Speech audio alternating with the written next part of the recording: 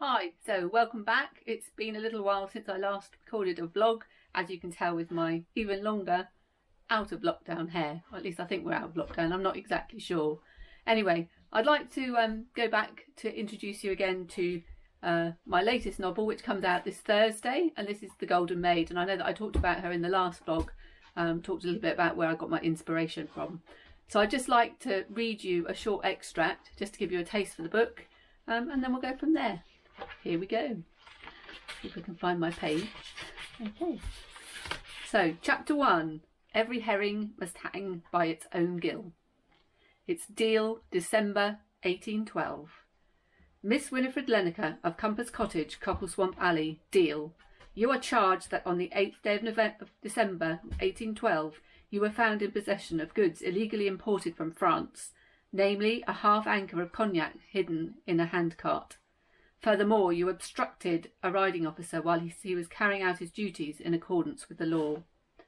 Trembling, Winnie stood listening from the dock, as Reverend North, a well-fed gentleman in his 50s, wearing a cassock and Canterbury cap, from which dangled strands of powdered grey hair, gazed at her from the bench in the crowded courtroom. She glanced from the vicar to his fellow magistrates, Mr. Norris, a portly figure with a florid complexion, who had placed his whip and gold watch on the table in front of him, and Mr. Corston, landlord of the Waterman's Arms.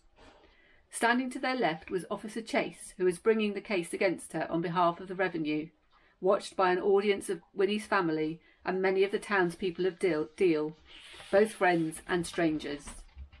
The stench of sweat and filthy clothes cut through the perfumer's rosewater and the herbs that had been scattered across the floor, making her retch. She was in deep water, and it wasn't her fault. "How do you plead?" the vicar went on. "Stop," interrupted Officer Chase. "There is another charge to be included." Reverend North gave a weary sigh. "I understand that you are keen to obtain a conviction and hold this woman up as an example to those who are involved in the free trade, sir. But may I suggest that your enthusiasm has as much to do with your desire for pecuniary reward as it does for your wish to see justice carried out?" "You may suggest no such thing," Officer Chase protested, as a ripple of laughter spread through the courtroom. Everybody knew that he would receive a bonus if the case that he brought against Winnie was proven. "These are summary offences that can be dealt with quickly and quietly by the bench here," Reverend North said haughtily. "The prisoner," Winnie didn't like the way the officer lingered on the word, "tried to deceive me by pretending to be someone else. Impersonation is a capital offence. Miss Lenniker must go to trial at the assizes in front of a judge and jury. I am determined on this course. I will not be gammoned by the villains of Deal any longer. They have led the revenue a merry dance for long enough." So that's the beginning of Winnie's story. I'll just read you a little bit of the blurb so you have an idea of who she is and what she's actually doing, ending up in a magistrate's court. So, 18-year-old Winnie Lenniker yearns for a peaceful life as a respectable married woman. But when she becomes involved in her family's free trading operations, as they call them, a euphemism for smuggling, and is caught by the revenue, she's sent before the magistrates. Forced to confess that she is with child, now more than ever, Winnie is determined to give up smuggling. But the only way she can support herself and her unborn child is to carry on. There's a real dilemma for her.